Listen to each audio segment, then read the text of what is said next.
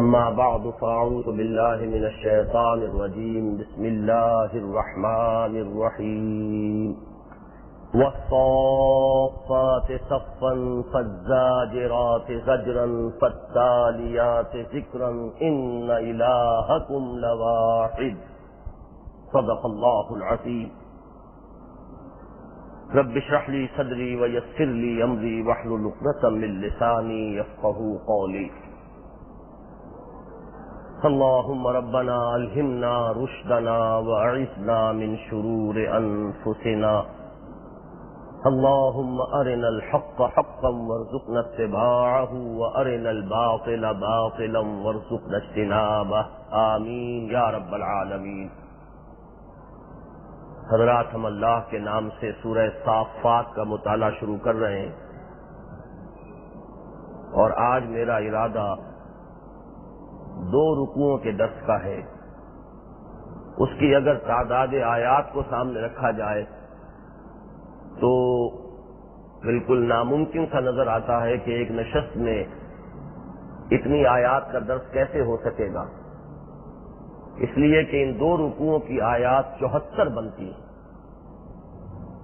یہ سورہ مبارکہ جو 5 رکوعوں پر مشتمل ہے، اس کی آیات 182 ہیں. اس سے جو پہلی سورت تھی سورہ یاسین، اس کے بھی 5 رکوع ہیں، لیکن آیات 83 تھی. یعنی یہ اس سے اگرچہ حجم کے اعتبار سے تقریباً اتنی ہی بڑی سورت ہے جتنی سورہ یاسین، لیکن تعداد آیات کا جب ہم دیکھتے ہیں تو دگنی سے بھی زیادہ ہے. اس پہلو سے یہ بات جان لینی چاہیے کہ قرآن مجید میں مکی صورتیں، بالخصوص جو ابتدائی دور کی مکیات ہیں، ان کا جو ایک خاص اسلوب ہے، وہی اسلوب ہمیں اس سورہ صافات میں نظر آ رہا ہے. وہ اسلوب یہ کہ آیات چھوٹی ہوتی ہیں اور بہاؤ زیادہ تیز ہوتا ہے. مضمون میں جوش و خروش کا انداز جو ہے وہ زیادہ غالب ہوتا ہے. اس میں جو بہترین تشبیہ ہے وہ یہ ہے کہ ایک تو پہاڑی ندیاں ہوتی ہیں، پہاڑی دریا، پہاڑی نالے، اور ایک میدانی دریا ہوتے ہیں. ان میں جو فرق و تفاوت ہے بالکل وہی فرق و تفاوت ہے جو ابتدائی مکی صورتوں کا اور مدنی صورتوں میں بہت نمایاں، اور مکی صورتوں میں سے بھی جو آخری دور میں نازل ہوئی ہیں ان میں بھی وہ وقت جو ہے وہ بہت نمایاں ہو کر سامنے آتا ہے. وہ یہ ہے کہ جیسے آپ دیکھتے ہیں پہاڑی دریاؤں کا پاٹ جو ہے وہ بہت چھوٹا ہوتا ہے، لیکن گہرائی زیادہ ہوتی ہے. جوش و خروش جو ہے، پانی کا بہاؤ جو ہے اس کے اندر تیزی ہوتی ہے. جبکہ وہی دریا جب میدان میں آ جاتے ہیں تو اب گہرائی اتنی نہیں رہے گی، پھیلاؤ زیادہ ہو جائے گا، روانی میں وہ تیزی نہیں ہوگی بلکہ ایک پرسکون انداز میں دریا بہ رہا ہوگا. تو یہی 3 چیزیں جو ہیں وہ فرق و تفاوت کی بنیاد ہیں. مکی صورتوں میں آیات چھوٹی ہیں، پاٹ چھوٹا ہے، گہرائی بہت زیادہ ہے، بہاؤ بہت تیز ہے. جبکہ مدنی صورتوں میں ہم دیکھتے ہیں کہ آیات بڑی طویل ہو جاتی ہیں. مثلا 286 آیات ہے سورہ بقرہ کی جو 2.5 پارے پر پھیلی ہوئی ہے، اور 227 آیات ہیں سورہ شعراء کی جو کل 11 رکوعوں میں. تو معلوم ہوا کہ 1 اور 4 کی نسبت جا کر پہنچ جاتی ہے آیات کی. یہاں بھی جیسا کہ آپ دیکھ رہے ہیں کہ 5 رکوعوں میں آیات 182 آ رہی ہیں. اس سے بھی اور دوسرے یہ کہ جو اس کے مضامین ہیں ان سے بھی یہ بات سامنے آتی ہے کہ یہ بالکل ابتدائی دور کی صورتوں میں سے ایک صورت ہے. اس کے جو مضامین ہیں وہ تو جب ہم پڑھیں گے میں اس کی طرف اشارہ کرتا چلوں گا، لیکن یہ ہے کہ یہ انداز بھی ذہن میں رکھیے اور مضامین کی شہادت بھی یہی ملتی ہے کہ یہ بالکل ابتدائی دور کی صورتوں میں سے. اب آپ ذرا اس پس منظر کو ذہن میں رکھیے کہ جن میں یہ ابتدائی مکی صورتیں نازل ہو رہی ہیں. نبی اکرم صلی اللہ علیہ وسلم جو دعوت لے کر کھڑے ہوئے ہیں اور جس معاشرے میں لے کر کھڑے ہوئے ہیں، اس معاشرے میں کیا کون سا مذہب رائج تھا، ان کے اعتقادات کیا تھے، ان کے معمولات کیا تھے، ان کے خیالات کیا تھے، اس کو ذہن میں رکھیں گے تو پہلی بات تو نمایاں طور پر یہ سامنے آئے گی کہ مکے کے رہنے والے یعنی قریش یہ اپنے آپ کو منسوب کرتے تھے حضرت ابراہیم کی طرف.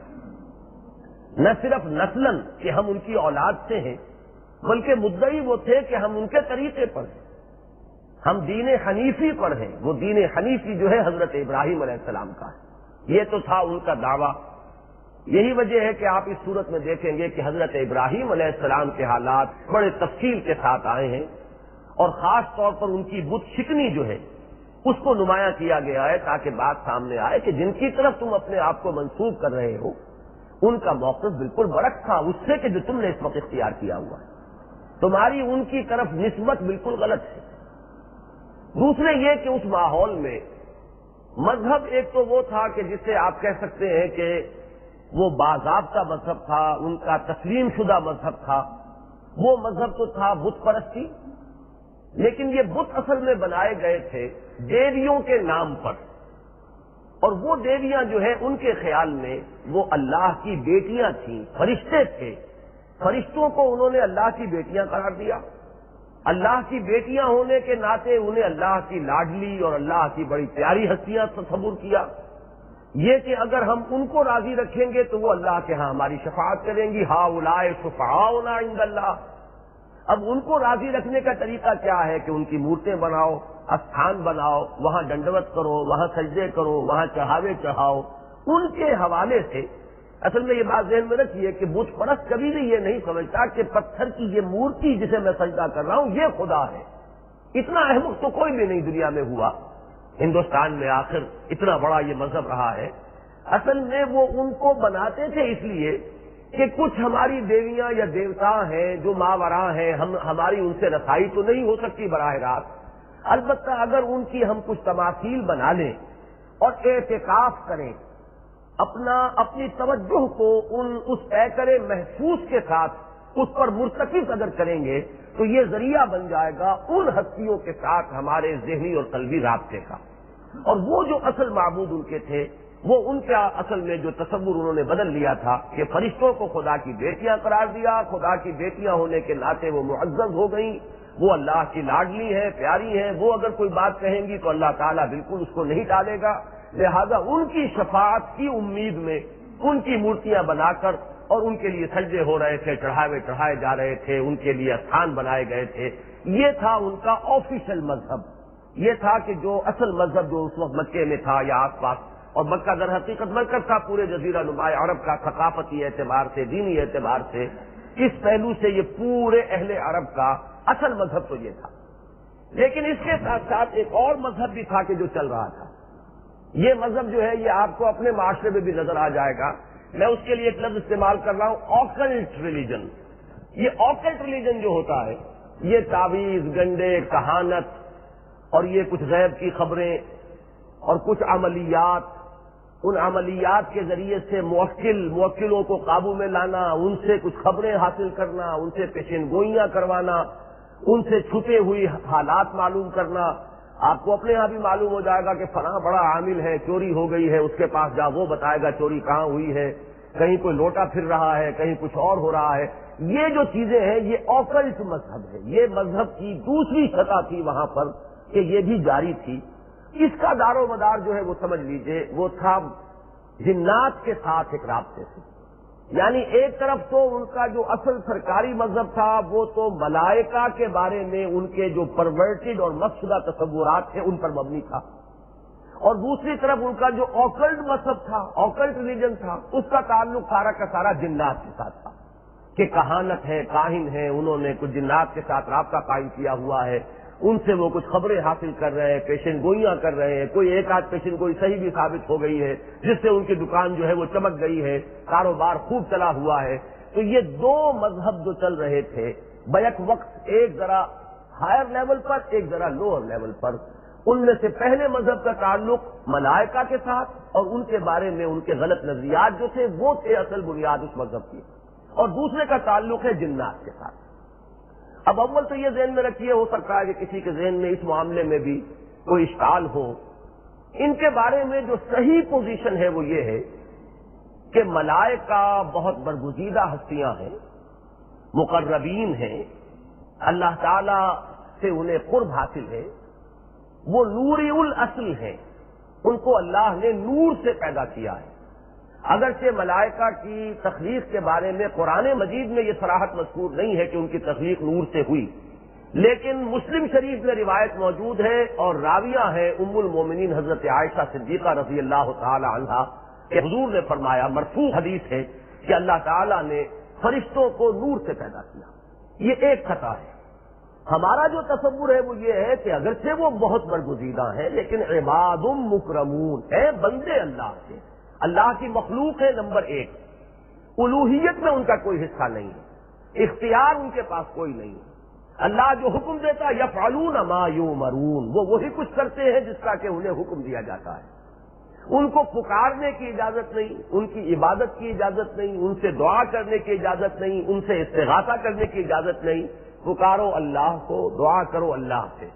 البتہ اللہ تعالیٰ اپنی مخلوقات میں سے جس کے ذریعے سے تمہاری ضرورت پوری کرا دے، وہ کسی انسان کے دل میں بات ڈال دے، وہ تمہاری ضرورت کو پورا کر دے، وہ ملائکہ میں سے کسی کو اس خدمت پر معمور کر دے اور وہ آپ کی کوئی ضرورت پوری کر دے، اس سے آپ کا کوئی سروکار نہیں۔ وہ معاملہ جو ہے وہ تو اللہ کا معاملہ ہے، تمہیں پکارنا ہے اللہ کو، اللہ کے سوا تم کسی کو نہیں پکار سکتے۔ لا تدعوا مع اللہ احدا۔ پھر یہ کہ اگرچہ شفاعت کریں گے فرشتے، وہ شفاعت اس وقت بھی کرتے ہیں، یستغفرون لمن فی الارض، وہ ملائکہ جو ہے اس وقت بھی زمین والوں کے لیے استغفار کرتے رہتے ہیں، اللہ سے معافی مانگتے رہتے ہیں ہمارے لیے کہ اللہ ان پر رحم فرما۔ جیسا کہ میں نے عرض کیا، اس وقت ہم اللہ کے کلام کو پڑھنے اور سمجھنے کے لیے اللہ کے گھروں میں سے ایک گھر میں جمع ہیں، تو فرشتوں نے ہمارے گرد گھیرا ڈال دیا ہے۔ یہ کیفیت جو ہے وہ اپنی جگہ پر ہے، لیکن یہ کہ ان کو اختیار کوئی نہیں ہے، کرتے وہی ہے جس کا اللہ نے انہیں حکم دیا ہے، لہذا الوہیت کا کوئی شائبہ ان کی ذات میں موجود نہیں۔ وہ جو بھی کچھ ہے، کتنے بھی برگزیدہ ہیں اللہ کے بندے، اس کی مخلوق۔ جنات کے بارے میں یہ بھی ایک بالکل جدا ایک نوع ہے، ایک صنف ہے۔ ان کا مادہ تخلیق جو ہے وہ نار ہے، آگ ہے۔ بنیادی طور پر ان میں سرکشی اور تمرد جو ہے وہ پایا جاتا ہے، اس کا عنصر غالب ہے ان میں، لیکن یہ ہے کہ ان میں اچھے بھی ہیں اور برے بھی ہیں۔ سورہ جن جو ہے اس میں بڑی تفصیل سے موجود ہے کہ ہم میں سے مسلمون بھی ہیں اور دون ذالک بھی ہیں، ہم میں سے وہ بھی ہیں کہ جو اللہ کی اطاعت کرنے والے ہیں اور قاسطون بھی ہیں۔ تو یہ دونوں طرح کے موجود ہیں۔ یہ جنات جو ہیں، کیونکہ ان کا مادہ تخلیق ہمارے مادہ تخلیق کی نسبت بہت لطیف ہے، کہاں خاک، کہاں نار، نار کی لپٹ سے جو پیدا کیے گئے۔ اس میں یہ بھی ذہن میں رکھیے کہ مغالطہ یہ نہ ہو کہ وہ آگ ہے، آگ نہیں ہے، آگ سے پیدا کیے گئے، ہم خاک نہیں ہے، خاک سے ہماری تخلیق ہوئی ہے۔ اب اگر کوئی کہے کہ ہم مٹی ہے تو مٹی نہیں ہے، لیکن ہم کا مادہ تخلیق جو ہے وہ مٹی ہے۔ اسی طرح وہ ناری الاصل ہے، ان کا مادہ تخلیق جو ہے وہ آگ ہے۔ اسی بنا پر ان کی اس خلقت کی بنا پر ان کی سرشت میں سرکشی کا مادہ غالب ہے۔ البتہ ان میں وہ بھی ہیں جو نیک ہیں، اللہ کی اطاعت کرنے والے ہیں۔ البتہ چونکہ ان کا مادہ تخلیق لطیف ہے، لہذا ان کی پہنچ بہت دور تک ہے اس کائنات میں۔ ہم تو چونکہ خاکی الاصل ہے اور ہمارا مادہ تخلیق جو ہے وہ بہت ہی کثیف ہے، لہذا ہمیں تو بڑی بڑی مشینیں ایجاد کرنی پڑی ہیں دور تک جانے کے لیے، اور ابھی کتنی دور ہم گئے، ابھی تو چاند پر قدم رکھا ہے، وہ تو در حقیقت اس زمین ہی کا سیٹلائٹ ہے، اسی کے گرد گھوم رہا ہے، ابھی ہماری رسائی وہیں تک ہوئی ہے۔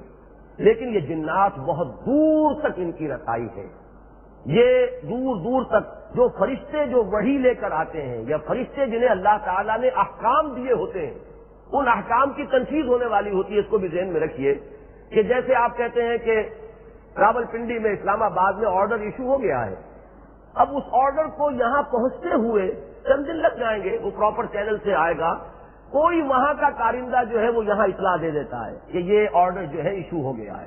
اب چند دن کے بعد وہ آرڈر آ جاتا ہے، اور اس کی بنا پر وہ اپنے علم غیب کی دکان چمکا لے کہ دیکھو میں نے غیب کی خبر دی تھی۔ بعین ہی یہی بات ہے، جو فیصلے ملائے اعلیٰ میں ہوتے ہیں، وہ جو اللہ تعالیٰ کے ملائکہ مقربین جو قریب ترین ہے ملائکہ میں سے اللہ تعالیٰ کے ساتھ، وہ ہے ملائے اعلیٰ۔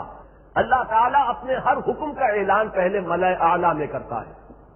ملائے اعلیٰ سے وہ بات جو ہے درجہ بدرجہ جو ملائکہ ہے، اب بہرحال تنفیذ تو ہوگی، ملائکہ اسفل جو ہے اس زمین کے اوپر جن کا بھی انتظام ہے، انتظام ہے، ان کو وہ آرڈر پہنچیں گے، اس کی تنفیذ ہوگی۔ لیکن بیچ میں سے یہ شیاطین جن جو ہے وہ کہیں سے ادھر ادھر سے کوئی خبر اڑا لیتے ہیں، وہ خبریں لا کر وہ اپنے جو ہوتے ہیں وہ کاہن اور ان کے ساتھ ربط و تعلق رکھنے والے ان کو وہ پہنچا دیتے ہیں۔ کچھ سچی خبریں بھی لاتے ہیں، کچھ اس میں جھوٹا بھی مسالہ جو ہے اپنی طرف سے ملاتے ہیں، اور یہ کہانت وغیرہ کا کاروبار اس طریقے سے چلتا ہے۔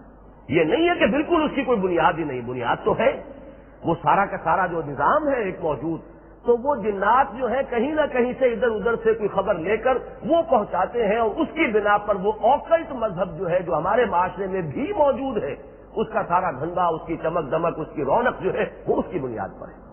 اب ظاہر بات ہے کہ جب وہ لوگ ان کے ساتھ رابطہ قائم کرتے تھے تو ان کے ساتھ بھی رابطہ قائم کرنے کے لیے ان کاہنوں کو اور اس طرح کے ان لوگوں کو عمل کرنے پڑتے تھے، محنتیں کرنی پڑتی تھی، عملیات جو ہیں، ریاضتیں ہوتی ہیں ان کے ساتھ ربط اور تعلق قائم رکھنے کے لیے۔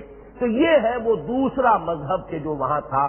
یہ دونوں مذہب تھے بیک وقت کے جو عرب میں اس وقت رائج تھے اور چل رہے تھے۔ اب ظاہر بات ہے کہ قرآن مجید میں جب توحید کی دعوت آئی تو سب سے پہلے اس کا ٹکراؤ انہی دونوں تصورات سے ہوا، لہذا آپ اس سورہ مبارکہ میں یہ دیکھیں گے کہ وہی جو بنیادی ان کی گمراہیاں تھیں سب سے پہلے انہی سے بحث کی گئی ہے، اور اس سورت کے آخر میں پھر یہی مضمون لوٹ کر آتا ہے، العود علی البد، یعنی جہاں سے بات شروع ہوئی ہے لوٹ کر بات کو وہیں پہنچا دینا۔ یہ قرآن مجید کی جو ابتدائی مکی صورتیں ان میں یہ اسلوب آپ کو بہت نمایاں نظر آئے گا۔ ایک بات شروع ہوئی، پھر کئی مراحل سے گزرتی ہوئی، وہ بحث جو ہے مختلف گوشوں میں پھیلتی ہوئی، پھر اس کو سمیٹ کر اسی بات پر لے آئے جہاں سے کہ بات شروع ہوئی تھی۔ یہ مکی صورتوں میں بالخصوص اس کے جو انداز اور سٹائل ہے اس کا ایک مشترک وقت ہے۔ یہاں آپ دیکھیں گے بالکل وہ پورا سٹائل جو ہے مکی صورتوں کا، ابتدائی مکیات کا، وہ بتمام و کمال موجود ہے۔ فرمایا والصافات صفا فالزاجرات زجرا فالتالیات ذکرا۔ اب یہاں یہ تین آیات ہیں جو قسم یا قسموں پر مشتمل۔ یہ جو انداز ہے سورتوں کے آغاز کا، اس کو ذرا نوٹ کر لیجئے کہ جیسے قرآن مجید میں بعض صورتیں ہیں جو حروف مقطعات سے شروع ہوتی ہیں، ان کا ایک خاص انداز ہے، کچھ حوامیم کہلاتی ہیں، 7 صورتیں ہیں کہ جو حامیم کے حروف سے شروع ہوتی ہیں۔ یہ 5 صورتیں ہیں قرآن مجید کی جن کا آغاز اس نوع سے ہوا ہے، والصافات صفا فالزاجرات زجرا۔ اس کے بعد اگر آپ 27ویں پارے میں چلیں گے تو آپ کو ملے گی سورہ زاریات، اس کو بھی دیکھ لیجئے تاکہ یہ 5 صورتوں کا انداز آپ دیکھیں۔ والزاریات ذروا فالحاملات وقرا فالجاریات یسرا فالمقسمات امرا انما توعدون لصادق۔ جیسے یہاں 3 کے بعد آیا ان الہکم لواحد، 3 آیات جو ہے وہ قسموں پر مشتمل ہے۔ چوتھی آیت وہ ہے مقسم علیہ، جواب قسم، کس بات پر قسم کھائی جا رہی ہے؟ ان الہکم لواحد۔ یہاں پر 4 آیات آئیں، والزاریات ذروا فالحاملات وقرا فالجاریات یسرا فالمقسمات امرا انما توعدون لصادق وان الدین لواقع۔ اب چلیے 29ویں پارے کے آخر میں، وہاں آپ کو ملے گی سورہ مرسلات، بالکل وہی انداز، والمرسلات عرفا فالعاصفات عصفا فالناشرات نشرا فالفارقات فرقا فالملقيات ذکرا عذرا او نذرا انما توعدون لواقع۔ یہاں اگرچہ 6 آیات ہیں لیکن قسم جو ہے وہ 5 ہیں۔ یہ تدریجاً بڑھ رہا ہے معاملہ۔ 3 آیات سورہ صافات میں، 4 آیات سورہ زاریات میں، 5 آیات سورہ مرسلات میں، اس کے بعد 30ویں پارے میں سورہ والنازعات، اس میں بھی آپ کو 5 آیات ملیں گی، والنازعات غرقا والناشطات نشطا والسابحات سبحا فالسابقات سبقا فالمدبرات امرا یوم ترجف الراجفۃ تتبعها الرادفہ۔ اور آخری سورت جو ہے اس نوع کی جس میں کہ آغاز اس طریقے سے ہوا ہے وہ سورت العادیات ہے۔ یہاں بھی آپ دیکھیں گے وہی 5، والعادیات ضبحا فالموریات قدحا فالمغیرات صبحا فاثرن به نقعا فوسطن به جمعا ان الانسان لربه لکنود۔ تو ایک تو یہ کہ 5 کا حصہ ذہن میں رکھیے، 5 صورتیں ہیں کہ جو اس انداز سے شروع ہوتی ہیں، ان میں سے اکثر میں ابتدا میں 5 آیات ہی ہیں، 3 सूरतें वो हैं कि जिनमें 5-5 आयात कस्मों पर मुश्तमिल हैं। पहली सूरत में 3 है, दूसरी में 4 है। अब यहां पर एक बात तो बुनियादी तौर पर यह जान लीजिए कि कुरान मजीद में जो कस्में आई हैं उनका असल मफाद, उनकी असल गर्ज़ो गायत शहादत है। हम भी जो कसम खाते हैं तो तज्जिया किया जाएगा तो यही मालूम होगा कि गवाही होती है। मैं कोई बात कहता हूं, अल्लाह की कसम खाता हूं, मैं अल्लाह की कसम खाकर कह रहा हूं कि मैं सच कह रहा हूं। इसके क्या मानिए, मैं अल्लाह को गवाह करके कह रहा हूं कि जो कुछ मैं कह रहा हूं वो सही है। जब हम कोई वादा करते हैं उस पर कसम खाते हैं, उसमें भी दर हकीकत हमारे उस वादे और मुआहदे में जिसकी हम कसम खाते हैं उसे गवाह की हैसियत से पेश करते हैं कि अल्लाह की कसम खाकर कहता हूं कि मैं ये काम कर दूंगा। मानी ये है कि मैं उसको गवाह बनाकर कह रहा हूं, अल्लाह शहीदुम बैनना व बैनकुम, अल्लाह गवाह है हमारे और तुम्हारे माबैन। जो बात तय हो रही है उस पर हमने उसको गवाह बनाया। अलबत्ता जब हम कस्में खाते हैं तो हमें किसी ऐसी हस्ती को पेश करना होगा जो बहुत बुजुर्ग हो, बहुत ही आला हो। इसके बगैर हमारी उस कसम के अंदर कोई मानी पैदा नहीं होगी, कोई जोर पैदा नहीं होगी, कोई तासीर पैदा नहीं होगी। लेकिन अल्लाह ताला जो कस्में खा रहा है कुरान मजीद में, तो अल्लाह तो सबसे बुजुर्ग हस्ती है, अल्लाह सबसे बुलंदो बाला है, उससे बढ़कर तो कोई हस्ती नहीं। लिहाजा कुरान मजीद में जो कस्में खाई गई हैं उसके बारे में एक बुनियादी बात जान लेनी चाहिए कि हमारी कस्मों में और कुरान मजीद में जो कस्में आई हैं उनमें बुनियादी फर्क ये है कि हम जो कसम खाते हैं तो किसी बुजुर्ग हस्ती की खाते हैं। कुरान मजीद में बुजुर्गी का कोई तस्वुर नहीं है किसी कसम में, सिर्फ शहादत का तस्वुर है, मुजर्रद गवाही। यहां साफात जमा है साफा की, सफ से बना है। गवाह है सफ बांधने वाले या बांधने वालियां, अगर कि ये लफ्ज क्योंकि मुअन्नस के तौर पर आ रहा है। सफ बांधने वाले जैसे कि सफ बांधने का हक है। फज़्ज़ाजिरात ज़जरन, फिर डांटने वाले जैसे कि डांटा जाता है। फत्तालियात ज़िक्रन, और फिर तिलावत करने वाले जिक्र के। यहां मुराद है फरिश्ते, उनकी ये 3 सिफात हैं। सबसे पहली सिफत यह है कि वो सफ बस्ता हाजिर रहते हैं अल्लाह ताला के दरबार में। उनकी वो जो बंदगी और उनका जो असल मकाम है उसको जाहिर करने के लिए कि जैसे खुद्दाम अदब खड़े होते हैं किसी बादशाह के सामने, शहनशाह के सामने, 10 बस्ता खड़े होते हैं, मुंतजिर रहते हैं कौन क्या हुक्म मिलता है उसको बसरो चश्म बजा लाने के लिए गोया के बेताब होते हैं। उधर चश्मो अबरू का इशारा है और इधर जो है उस हुक्म की तामील हो रही है। ये अंदाज है उनका कि अगरचे वो बुजुर्ग हैं, अगरचे वो नूरानी मखलूक हैं, उनका मादा तख्लीक जो है वो नूर है, लेकिन ये कि उनकी जो असल हैसियत है अल्लाह ताला के यहां उनका जो असल मकाम है वो है वस्साफ़ात सफ़्फ़न। अच्छा, अब इस पर गवाही उन्हीं की पेश की जा रही है। इस पर मंतकी एतबार से तो एक एतराज हो सकता है कि फरिश्ते तो लोगों के सामने नहीं है, गवाही तो कुरान पेश कर रहा है, अल्लाह पेश कर रहा है। ये असल में वो खिताबी अंदाज है, इज़ानी अंदाज। कुरान मजीद में ये अंदाज भी आपको मिलेगा और ये इब्तिदाई मक्की सूरतों में बहुत है। ला उक़्सिमु बियौमिल क़ियामा, मैं कसम खाता हूं क़यामत के दिन की।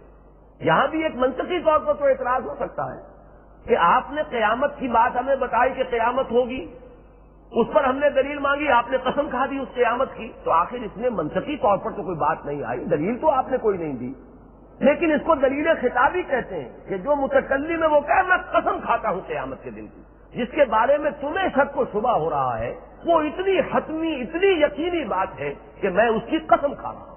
और इसमें दर हकीकत मुतकल्लिम की पूरी शख्सियत जो है वो बतौर दलील सामने आती है। कौन कह रहा है?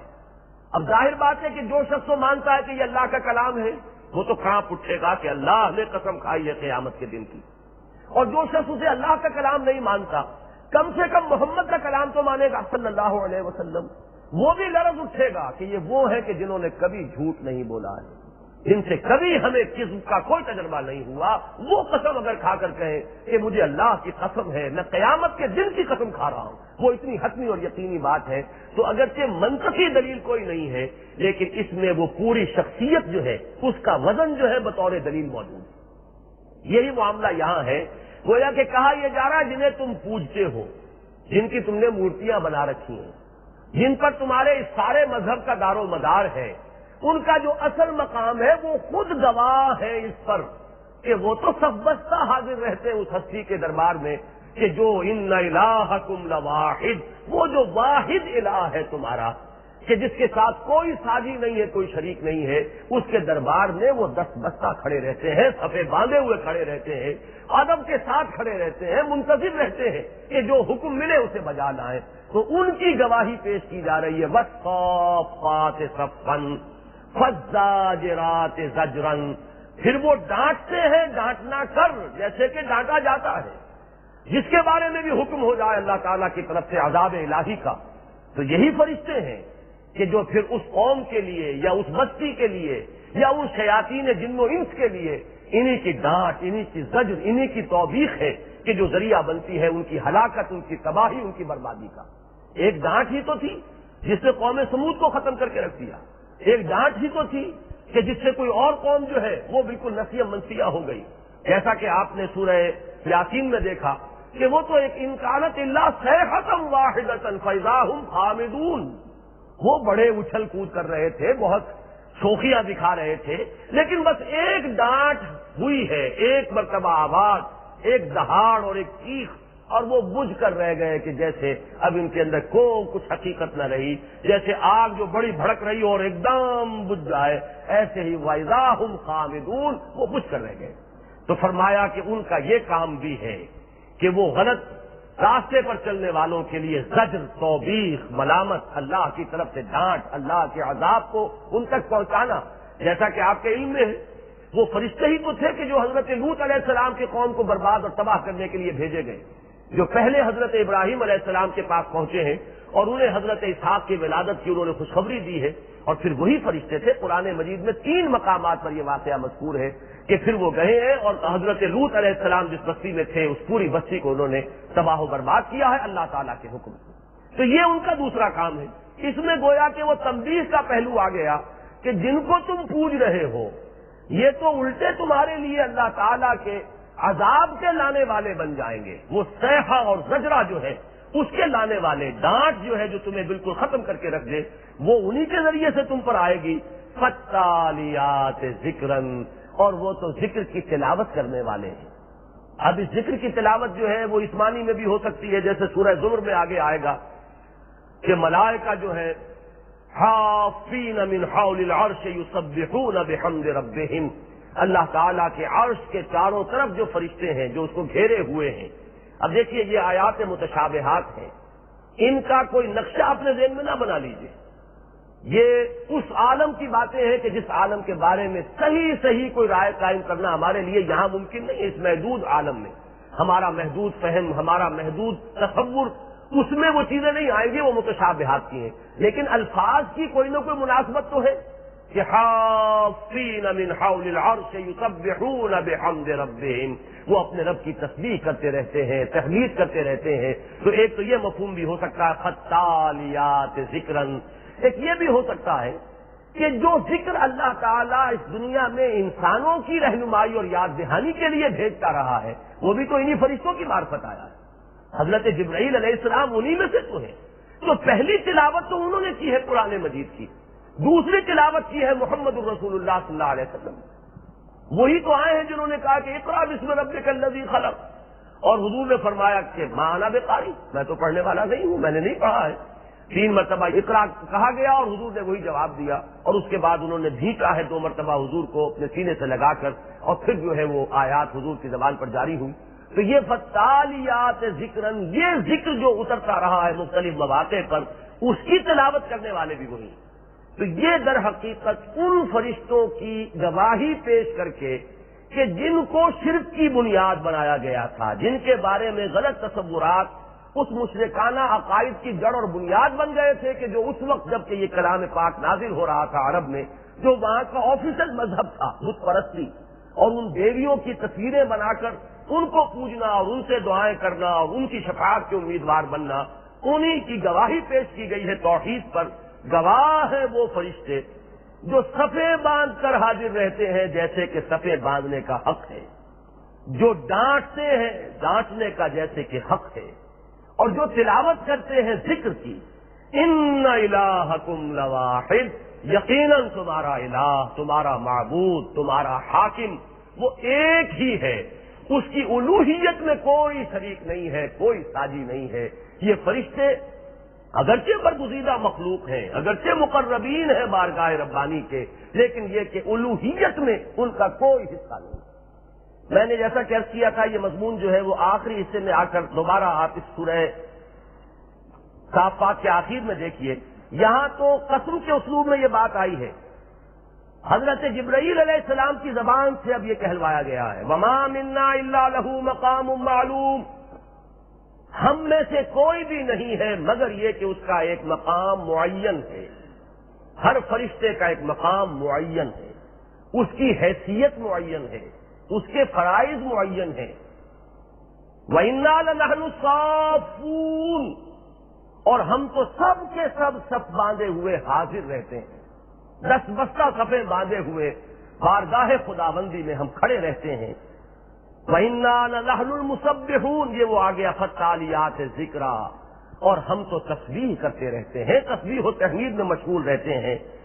یہ ہے ان کا وہ معاملہ کہ جو خود ان کی اپنی زبان سے یہاں کہلوا دیا گیا، وہی بات ہے جو یہاں قسم کے اسلوب میں بیان کی گئی۔ گواہ ہیں وہ فرشتے جو صفیں باندھے رہتے ہیں، صف جیسے کہ صف باندھنے کا حق ہے، پھر ڈانٹتے ہیں جیسے کہ ڈانٹنے کا حق ہے، پھر تلاوت کرتے ہیں ذکر کی۔ یقیناً تمہارا الہ ایک ہی ہے، رب السماوات والارض وما بینہما ورب المشارق، اور وہ الہ واحد کون ہے؟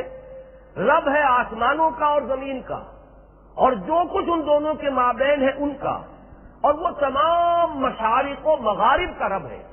یہاں رب المشارق کہہ کر بات ختم کر دی گئی، اس میں خود بخود سمجھ لیجئے کہ جب ایک بات کہہ دی جائے تو دوسری بات گویا کہ محذوف انڈرسٹوڈ ہے وہاں پر، کہ وہ مشارق و مغارب سب کا رب ہے۔ جیسے کہ سورہ معارج میں فرمایا گیا، فلا اقسم برب المشارق والمغارب، مشرقوں اور مغربوں کی قسم کھا کر۔ تو یہ جو ہے گویا کہ کل کائنات کا احاطہ کرنے کے لیے ایک اسلوب تو یہ کہ آسمان اور زمین اور جو کچھ اس کے مابین ہے، یہ بھی کائنات کا احاطہ ہو گیا۔ دیکھیے ہماری زبان میں کچھ نہ کچھ الفاظ ہوتے ہیں ہر مفہوم کو ادا کرنے کے لیے، ورنہ ہمیں آج بھی معلوم نہیں ہے کائنات کا حدود اربع کتنا ہے، اور کائنات کا طول کتنا ہے، اور اس کا عرض کتنا ہے، کتنی اس کی گہرائی، کچھ پتہ نہیں۔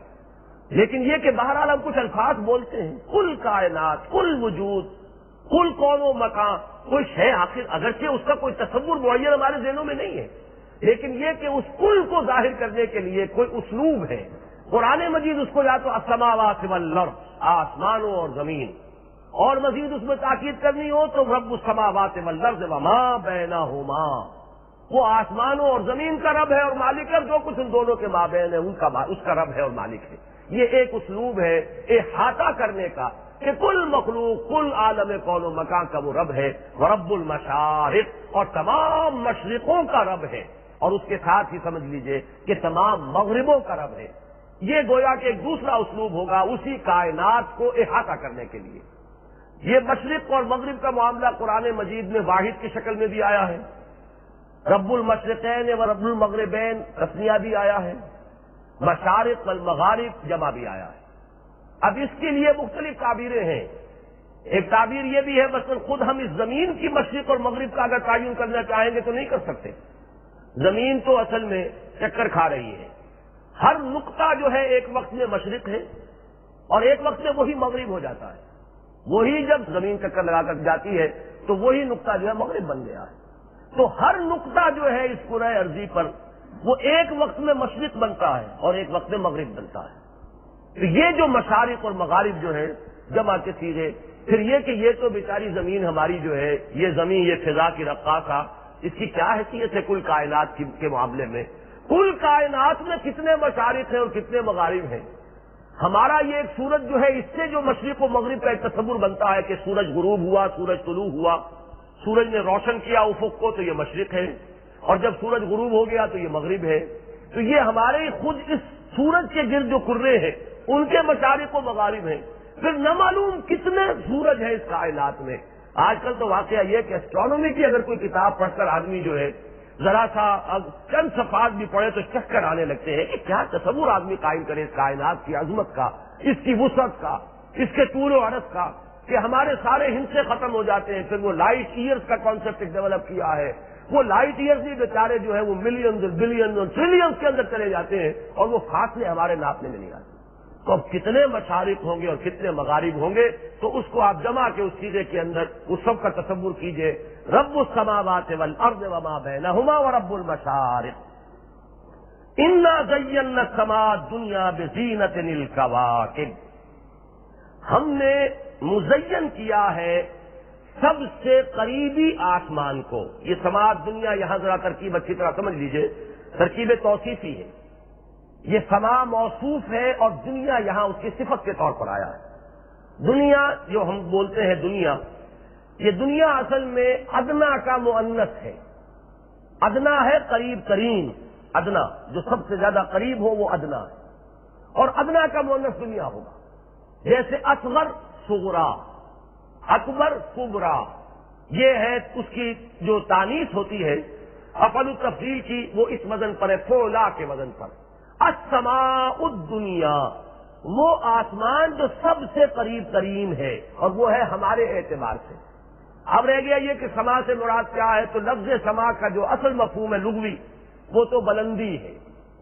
صاحب السم, آج کل آپ پورے عالم عرب میں چلے جائیے, جس کو ہم کہتے ہیں اعلی حضرت, بہت بلند مرتبے والے, وہ صاحب السم ہوں گے. سین میم اور واو یہ در حقیقت بلندی کے لیے آتا ہے, اسی سے لفظ سما ہے. تو یہ جو بلندیاں ہیں جو ہماری نگاہ کے سامنے تا حد نگاہ پھیلی ہوئی ہیں, ہمیں تو کبھی کوئی یہ بتا دیتا ہے کہ فلاں ستارے کی روشنی ہماری زمین تک اتنے کروڑ سالوں کے بعد پہنچی ہے. یعنی جو کرن آج ہم دیکھ رہے ہیں, اگر کسی نے مشاہدہ کیا ہے, کوئی دوربین لگا کر اور اسے کوئی ستارہ نظر آیا ہے, تو وہ ستارے کی وہ کرن جو اس وقت میری آنکھ کے پردے سے ٹکرائی ہے, وہ اتنے کروڑ سال پہلے اس ستارے سے نکلی تھی جو آج میری آنکھ پر آ کر ٹکرائی ہے. تو اب کیا ہم اندازہ کریں گے اس کی وسعتوں کا. تو یہاں فرمایا کہ جو قریب ترین ہے تمہارے, اب یہ کوئی چھت ہے, سقف ہے, کیا ہے, ہم اس کی اصل حقیقت کو اگر سائنس یہ دعویٰ کرے کہ کل حقیقت اس نے جان لی ہے, تو یہ بھی در حقیقت وہ ایک نادانی والی بات ہوگی. یہ وہ چیزیں ہیں کہ جن تک شاید اور ہمارا علم جو ہے وہ ترقی کرے, مزید حقائق سامنے آئے تو اس کی اصل حقیقت کھلے. فی الحال ہمیں اجمال پر ہی اکتفا کرنی پڑے گی کہ کوئی ہے جس کو قرآن مجید سما قرار دے رہا ہے, وہ ایک مجرد فاصلہ بھی ہو سکتا ہے, کوئی اس کی مادی اور میٹیریل حقیقت نہ ہو, یہ بھی ممکن ہے.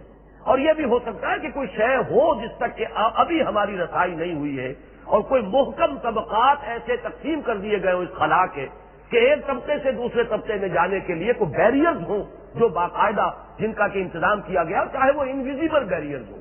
بہت سی چیزیں جو نظر نہیں آتی ہیں لیکن وہ حقیقت ہیں, وہ اپنی جگہ پر ایک واقعہ ہے, چاہے وہ نظر نہ آئے.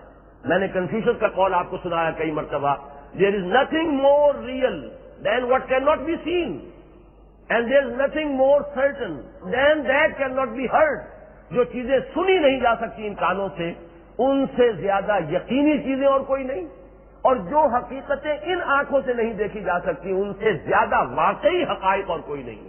تو معلوم ہوا کہ یہ تو یہاں کے فلاسفہ اور حکماء کو یہاں اس نتیجے تک پہنچنا پڑا ہے. ہماری سائنس بھی تدریجاً آگے بڑھ رہی ہے, ہم کچھ نہیں کہہ سکتے کہ اس کی کیا حقیقت ہے جو ابھی اور منکشف ہوگی. انا زینا السماء الدنیا, جو قریب ترین ہے تم سے آسمان یا بلندی, اس کو ہم نے مزین کر دیا ہے, زینت دی ہے, ایک بڑی زینت سے. بزینتن, یہ زینتن ہے جس کا نون جو ہے علیحدہ نکل آیا ہے تنوین کا, جس کو لکھ کر جوڑا گیا ہے لام کے ساتھ, بزینتن الکواکب. یہاں زینتن کی جو تنکیر ہوئی ہے یہ تنوین کی وجہ سے, وہ ایک عظیم زینت تفخیم کے لیے ہے. یہ بڑی زینت ہے, بڑی آرائش ہے, بڑی زیبائش ہے جو سبائے دنیا کو ہم نے دی ہے. الکواکب, ان کواکب کے ذریعے سے یہ زینت ملی ہے. لیکن ان کواکب کا ایک اور فنکشن بھی ہے, وَحِفْظًا مِّن كُلِّ شَيْطَانٍ مَارِدٍ. حفظاً جو ہے یہاں پر حالت نسبی میں آ رہا ہے, اس پر یہ دو زبر آپ دیکھ رہے ہیں, تو فعل اس سے پہلے محذوف مانا گیا ہے, وَحَفِظْنَاهَا حِفْظًا مِّن كُلِّ شَيْطَانٍ مَارِدٍ. اور ہم نے انہی کے ذریعے سے ایک ایسا محکم نظام ہے حفاظت کا جو کیا گیا ہے کہ یہ شیاطین جو ہیں, جو سرکش ہیں, متمرد ہیں, جو ادھر ادھر سے کچھ خبریں لے اڑنے کی کوشش کرتے رہتے ہیں, جو وہ جو عالمی حکومت ہے اللہ کی, اس کے جو احکام تنفیذ کے لیے ملائکہ کو دے دیے جاتے ہیں وہ کہیں سے ان کی سان گن لیتے ہیں، اچکتے ہیں کوئی خبر ادھر ادھر سے، تو ملائے اعلیٰ تک ان کی رسائی نہ ہو سکے، اس کے لیے ایک حفاظت کا نظام ہے جو ہم نے ان کواکب کے ذریعے سے بنا دیا ہے۔ یہ بات بھی قرآن مجید جو کچھ کہہ رہا ہے میں اس کے مفہوم کو آپ تک منتقل کرنے کی کوشش کر رہا ہوں، لیکن نہ میں اس کا مدعی ہوں اور نہ کوئی اور اس کا دعویٰ کر سکتا ہے کہ اس کی اصل حقیقت تک تاحال ہماری رسائی ہوئی ہے۔ ان کو بھی ہمیں رکھنا ہوگا انہی متشابہات کی فہرست میں کہ جس کے بارے میں صحیح طرز عمل وہ ہے جو سورہ آل عمران کے شروع میں بیان کر دیا گیا کہ والراسخون فی العلم یقولون آمنا بہ، ہم ایمان لے آئے اس پر۔ یہ قرآن مجید میں جو کچھ ہے یہ سب ہمارے رب کی طرف سے ہے۔ جو محکم باتیں ہیں اس کی ان کو مضبوطی سے تھامو اور ان پر عمل کرو، اور جو متشابہ مضامین آ رہے ہیں اجمالاً مانو کہ یقیناً ایسا ہی ہے، لیکن یہ کہ اس کی اصل حقیقت کیا ہے، یہ جو ہے کہ تعویل جو ہے وما یعلم تعویلہ الا اللہ، اس کی اصل مفہوم جو ہے وہ اللہ کے سوا کسی کو معلوم نہیں۔ تو یہ چیزیں جو ہے شاید اس میں سے کچھ اور کھلتے چلے جائیں مضامین اور وہ مفہوم، جیسے کہ ہم نے سورہ یاسین میں دیکھا کہ سورج اور چاند کے بارے میں جو الفاظ آئے، اسی طریقے سے یہ کہ ہر چیز تیر رہی ہے وَكُلٌّ فِي فَلَكٍ يَسْبَحُونَ، شاید 1000 سال پہلے ان الفاظ کی حقیقت اتنی روشن نہیں تھی، اتنی واضح نہیں تھی۔ کل کا جو لفظ اب جس طریقے سے کہ اجاگر ہو کر آیا ہے ہمارے سامنے، ہر شے تیر رہی ہے، تمام یہ جتنے بھی اجرام سماویہ ہیں وہ اپنے اپنے مدار میں تیر رہے ہیں۔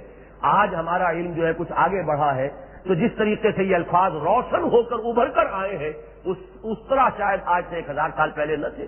اسی طریقے سے ان الفاظ کے بارے میں ہمیں یہ سمجھنا ہوگا کہ ان کو اجمالاً ہم مانتے ہیں، لیکن یہ کہ ان کا اصل مفہوم ہو سکتا ہے کہ آگے چل کر ہمیں معلوم ہو جائے اور ہو سکتا ہے نہ معلوم ہو۔ یہ مستقلاً متشابہات کی فہرست میں رہیں اور یہ وہ حقائق ہو کہ جو پھر آخرت ہی میں جا کر منکشف ہو، جبکہ یہ حجابات جو ہیں وہ اٹھ جائیں گے۔ تو یہاں جو بات بتائی جا رہی ہے وہ یہ ہے کہ ایک تو ان کواکب کے ذریعے سے ایک کام تو ایک زیبائش اور آرائش ہے، تمہاری چھت کے یہ نقش و نگار ہم نے بنا دیے ہیں، خوبصورت کر دیا ہے، انا زینا السماء الدنیا بزینۃ الکواکب۔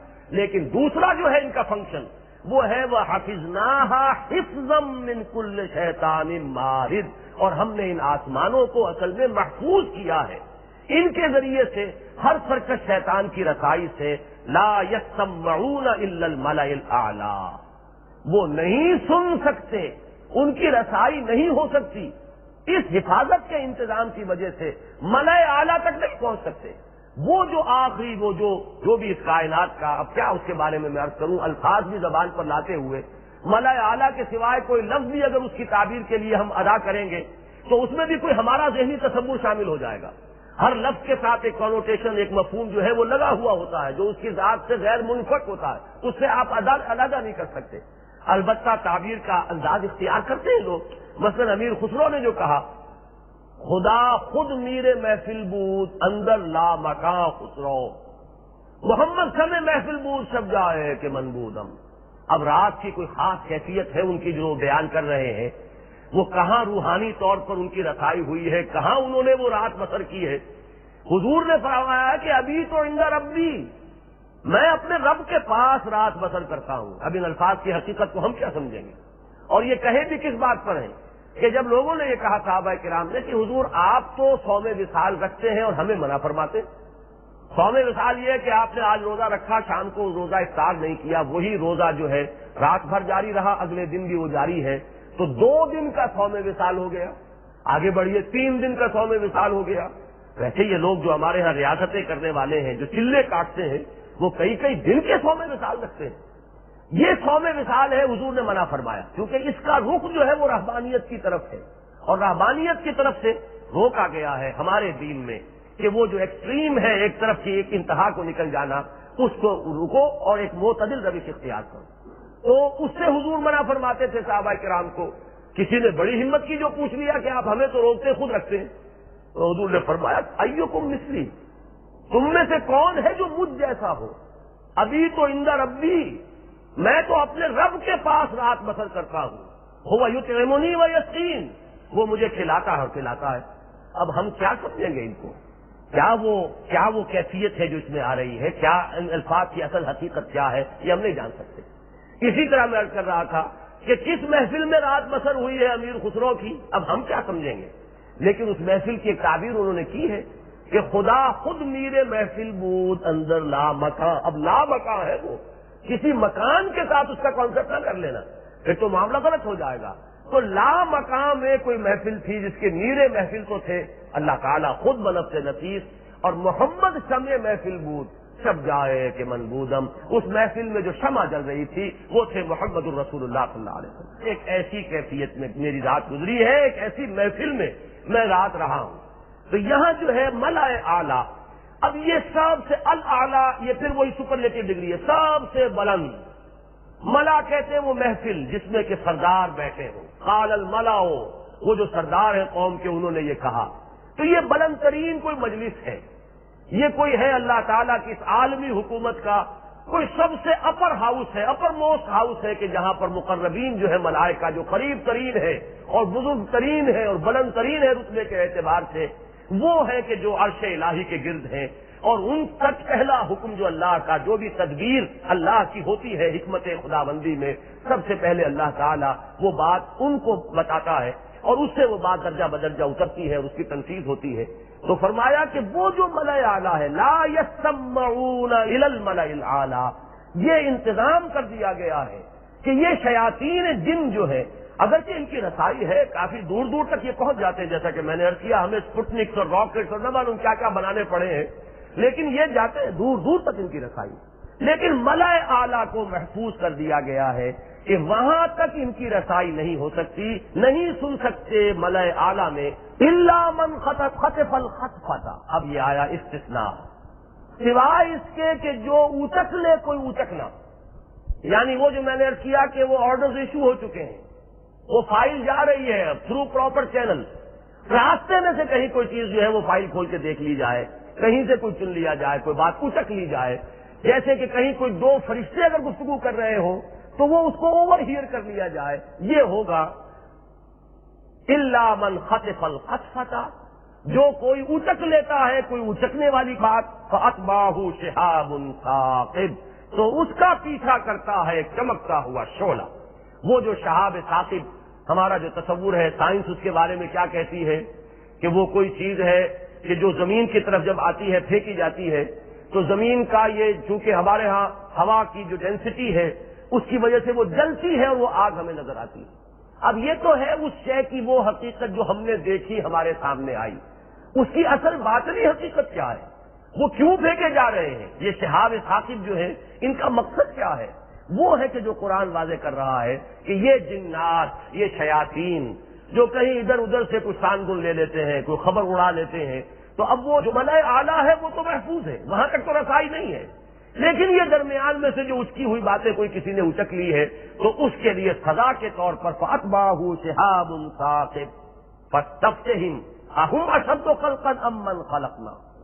اب یہاں تو بات آ گئی دو، دیکھیے غور کیجئے، میں نے اسی لیے آج تمہید پوری باندھی تھی کہ ان کا ایک مذہب تو تھا وہ آفیشل مذہب جس کا تصور، جس کی بنیاد جو ہے وہ ملائکہ کا ایمان بالملائکہ میں جو غلطیاں ان کے ہاں پیدا ہو گئی، ملائکہ کے تصورات میں جو گمراہیاں ان کے ہاں در آئیں وہ ان پر بیس تھا، اور ایک وہ اوکلٹ مذہب تھا، وہ کہانت کا جو سلسلہ چل رہا تھا، اور وہ جو خبریں لینا اور پیشن گوئیاں کرنا اور عملیات، اور اس کے ذریعے سے جو ایک اوکلٹ ریلیجن چل رہا تھا اس کی جو بنیاد ہے وہ ہے ان جنات پر۔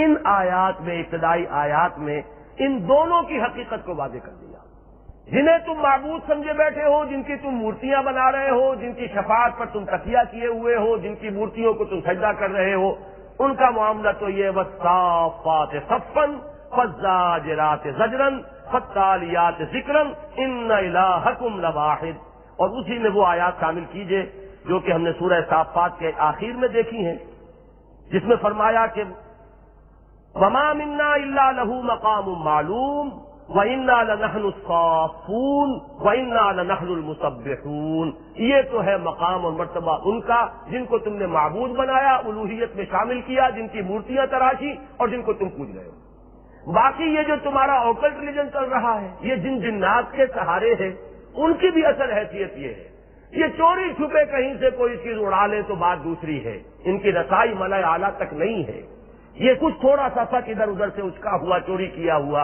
اس پر انہوں نے اپنی دکان چمکا رکھی ہے۔ یہ ہے حقیقت اس شے کی جو تمہارے ہاں یہ دوسری سطح کا مذہب ہے، جو اوکلٹ ریلیجن جس کو میں نے آج قرار دیا ہے، دونوں کی حقیقت کھول دی۔ اب اس کے بعد ذکر ہو رہا ہے ایمان بالآخرہ کا۔ فاستفتہم، تو ذرا پوچھئے ان سے، اہم اشد خلقا ام من خلقنا، کیا یہ زیادہ سخت ہے تخلیق کے اعتبار سے، ان کی تخلیق زیادہ مشکل ہے، زیادہ بھاری ہے، ام من خلقنا، یا ان کی جنہیں ہم نے تخلیق کیا؟ یہاں کن کو تخلیق کیا؟ ایک اشارہ تو ہو سکتا ہے کل کائنات، یہ بڑے بڑے کرے اور یہ سیارے اور یہ ستارے اور یہ کواکب اور یہ کوہ ہمالیہ، یہ جس نے بنایا ہے، یہ بنانا مشکل ہے یا تمہاری تخلیق ثانی، تمہیں دوبارہ اٹھانا، نشأۃ الثانیہ جو ہے وہ مشکل ہے؟ اور اس میں ایک اشارہ جو اس سورت کے مضامین سے زیادہ مناسبت رکھتا ہے وہ ہو سکتا ہے کہ ہم نے جنات کو بھی پیدا کیا ہے، ہم نے ملائکہ کو بھی پیدا کیا ہے۔ بنیادی طور پر تخلیق کے اعتبار سے وہ برتر مخلوق ہے ہم سے، ہم خاکی الاصل ہیں۔ اس لیے تو ابلیس نے یہ کہا تھا کہ میں اسے سجدہ کیسے کروں، خلقتنی من نار وخلقتہ من طین، یہ تو گھٹیا ہے اپنی اصل کے اعتبار سے، مجھے تو نے آگ سے پیدا کیا ہے اور اسے تو نے مٹی سے بنایا ہے، میں اعلیٰ ہوں، برتر مخلوق ہوں۔ یہ دوسری بات ذہن میں رکھیے کہ انسان کی ایک دوسری حقیقت بھی ہے، وہ روح انسانی جو خاکی الاصل نہیں ہے، وہ اللہ تعالیٰ کے ساتھ جو قرب رکھتی ہے، وہ نوری الاصل ہے۔ جیسے ملائکہ نور سے پیدا کیے گئے ایسے ہی ارواح انسانیہ جو ہیں وہ بھی نور سے پیدا کی گئی ہیں، اور اللہ تعالیٰ نے ان کے مقام اور مرتبے کو واضح کرنے کے لیے اپنی ذات سے منسوب کیا ہے۔ یہ سورہ صاد جو ہے اس سے بالکل اگلی سورت جو آ رہی ہے، اس میں وہ مضمون پھر دوبارہ آ جائے گا۔ سورہ ہجر میں اس سے پہلے آ چکا ہے کہ فَإِذَا سَوَّيْتُهُ وَنَفَخْتُ فِيهِ مِن رُوحِي، جب میں اسے پوری طرح بنا لوں اور تیار کر دوں اور اس میں اپنی روح میں سے پھونک دوں، فَقَعُوا لَهُ سَاجِدِينَ، تو گر پڑنا اس کے سامنے سجدے میں۔ تو معلوم ہوا کہ وہ روح انسانی جو ہے وہ تو بہت افضل ہے، بہت اعلیٰ ہے، لیکن اصل میں عام طور پر انسان جو کچھ اپنے آپ کو قرار دیتا ہے وہ تو یہ جسم ہے، وجود ہے، اس کا مادی وجود ہے، اس کا حیوانی وجود ہے۔ یہ جو وجود ہے یہ بہت گھٹیا ہے تخلیق کے اعتبار سے، یہ تو خاکی الاصل ہے، یہ تو مٹی سے بنا ہے۔ لہذا اسی کی وجہ سے اس ابلیس کو یہ دھوکہ لگا کہ یہ مجھ سے گھٹیا ہے۔ یہاں بتایا کہ تمہارا بنانا مشکل ہے، لوگوں سوچو، یا وہ جو ہم نے بنائے ان میں ملائکہ ہیں، ان میں جنات ہیں، ان میں وہ جنات ہیں جن کی وہاں تک رسائی ہو رہی ہے کہ جہاں تک تمہاری رسائی ہے ہی نہیں، آج اس دور میں بھی نہیں ہے۔ ان میں وہ ملائکہ ہیں کہ جن کے مقام اور مرتبے کا تم تصور بھی نہیں کر سکتے، اگرچہ الوہیت نہیں ہے لیکن واقعہ یہ ہے کہ کون حضرت جبرائیل کے مقام کا ہم میں سے تصور کر سکتا ہے؟ وہ ہستی ہیں کہ جن کو ان کی اصل صورت میں محمد الرسول اللہ صلی اللہ علیہ وسلم نے بھی صرف 2 مرتبہ دیکھا ہے، وہ ہے وہ مقام۔ ان کا مرتبہ جب قرآن مجید بیان کرنے لگتا ہے، انہ لقول رسول کریم ذی قوت عند ذی العرش مکین مطاع ثم امین، ذرا ان میں سے ایک ایک لفظ کی عظمت کا تصور کیجئے۔ ذی قوت عند ذی العرش مکین، یہ ہے حضرت جبرائیل۔ ہم کیا تصور کریں گے ان کا؟ وہ ہے کہ جن کو ان کی اصل ملک کی صورت میں حضور نے بھی صرف 2 مرتبہ دیکھا۔ ایک مرتبہ وَلَقَدْ رَآهُ بِالْأُفُقِ الْمُبِينِ، جس کی اتنی دہشت طاری ہوئی ہے حضور پر کہ حضور گھر گئے ہیں فوراً، آپ اتر رہے تھے جبل النور سے، غار حرا سے گھر کی طرف تشریف لے جا رہے تھے، اس وقت آواز آئی یا محمد۔ حضور نے آگے دیکھا، پیچھے دیکھا، دائیں دیکھا، بائیں دیکھا، کوئی نہیں، حیران ہوئے، چند قدم آگے بڑھے، پھر آواز آئی یا محمد، پھر دیکھا حضور نے، اور اب جب دیکھا کوئی نہیں ہے، نظر کوئی نہیں آ رہا ہے، تو آپ پر ایک طرح کا خوف مسلط ہوا۔ تیسری مرتبہ آواز آئی تو اچانک آپ نے نگاہ اٹھا کر دیکھا تو افق پر، تو الفاظ یہ آتے ہیں حدیث میں کہ وہی فرشتہ جو میرے پاس غار حرا میں آیا تھا، میں نے اسے دیکھا کہ وہ افق پر ہے اور پورا افق بھرا ہوا ہے اس سے۔ اس کا کیا تصور کریں؟ وہ اصل ملک کی صورت جو ہے حضرت جبرائیل کی وہ نظر آئی ہے۔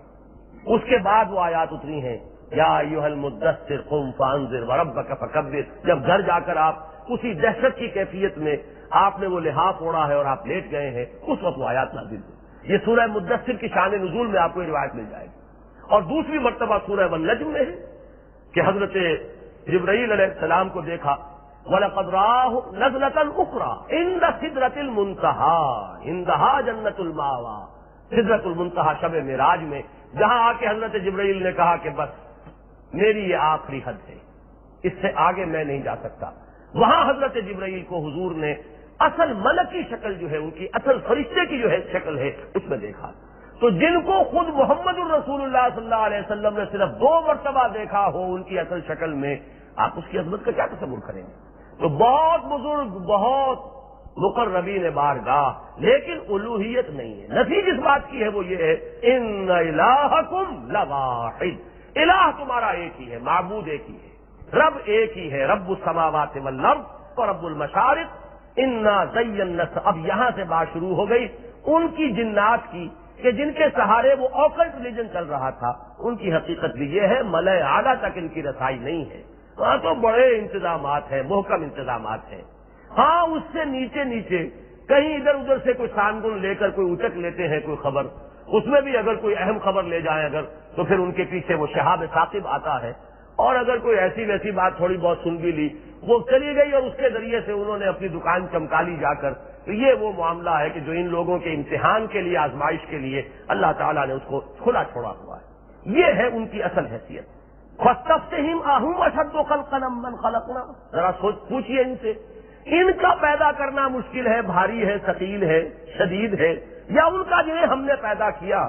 انا خلقناہم من طین لازب، ان کو تو ہم نے بنایا ہے اس مٹی، اس گارے سے جو چپکنے لگی تھی، جس میں چپچپاہٹ پیدا ہو گئی تھی، لیس دار مٹی اس کو کہیے، گارا کہیے، اس سے ہم نے ان کو پیدا کیا۔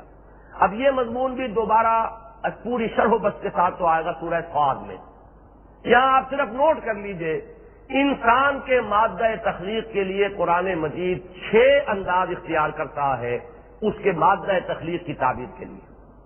کہیں تو سادہ لفظ تراب، خلقک من تراب ثم من نطفۃ، تو آغاز تراب، تراب کہتے ہیں مٹی، عام مٹی۔ اس سے آگے ایک لفظ آتا ہے من طین، یہ لفظ آ جائے گا سورہ صاد میں۔ وہ تین جو ہے وہ گارا ہے، مٹی کو جب پانی میں گوندھ دیا جائے تو وہ گارا بن جائے گا، یہ دوسری شکل ہے۔ تیسرا لفظ یہ ہے جو یہاں آیا من طین لازب، وہ گارا اگر بہت دیر تک پڑا رہے اس میں خمیر اٹھائے، جیسے کہ آج کل تو ہم نہیں جانتے، لیکن جب یہ کچی تعمیر ہوا کرتی تھی، کچے مکان، اور اس کو لیپا جاتا تھا تو لیپنے پوتنے کے لیے وہ گارا جو ہے بنا کر اور اس میں کچھ توڑی ڈال کر چھوڑ دیتے تھے۔ وہ توڑی چونکہ آرگینک میٹر ہے، اس آرگینک میٹر کی وجہ سے اس مٹی کے اندر خمیر اٹھتا تھا۔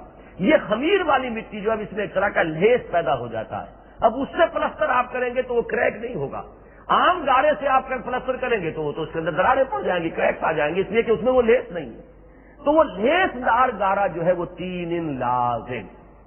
چوتھا ہے حمیم مسنون، وہ گارا جو سن گیا ہو اور اس میں سے بدبو اٹھ رہی ہو، وہ یہ طین لازب سے اگلی شکل ہے۔ پھر صلصال من حمیم مسنون، یہ پانچواں ہے، وہ اگر خشک ہو جائے، سوکھ جائے تو وہ ہے صلصال من حمیم مسنون۔ اور چھٹا ہے صلصال کالفخار، جب وہ سوکھ کر کھڑکنے لگے تو یہ ہے اس کی چھٹی اور آخری کیفیت جو سورہ رحمان میں آئے گی۔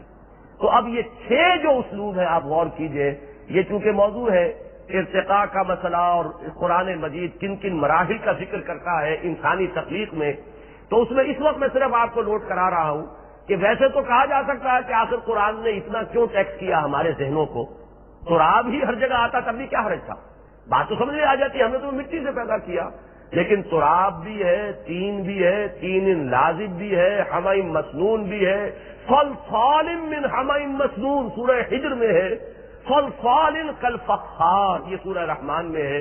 تو یہ 6 اسلوب یوں ہی تو نہیں آئے، کوئی حکمت ہے، کوئی اس کے اندر رہنمائی ہے، غور و فکر کرنے والوں کے لیے موقع ہے کہ سوچو۔ تو یہاں جو ہے اس کے لیے آیا انا خلقناہم من طین لازب، ہم نے انہیں پیدا کیا ہے اس گارے سے جس میں ایک طرح کا لیس پیدا ہو گیا تھا، لعاب کی سی کیفیت پیدا ہو گئی تھی، چپچپاہٹ پیدا ہو گئی تھی۔ بل عجبت ویسخرون، اے نبی آپ تعجب کر رہے ہیں اور یہ مذاق اڑا رہے ہیں۔ اس آیت کو کچھ لوگ تو بالکل نہیں سمجھ پائے، بہت دور دراز گئے ہیں، بعض حضرات نے خوب اس کو سمجھا ہے۔ یہ دونوں کیفیات میں یک وقت سامنے رکھ رہی ہے یہ آیت۔ ایک طرف نبی کو تو تعجب ہو رہا ہے کہ اتنی واضح تعلیم، اتنی فطری تعلیم ہے جو میں ان کے سامنے رکھ رہا ہوں اور یہ انکار کر رہے ہیں۔ دوسری طرف ان کا معاملہ یہ وہ تمسخر اڑا رہے، کیا بات کر رہے ہیں، یہ کیسے ہوگا؟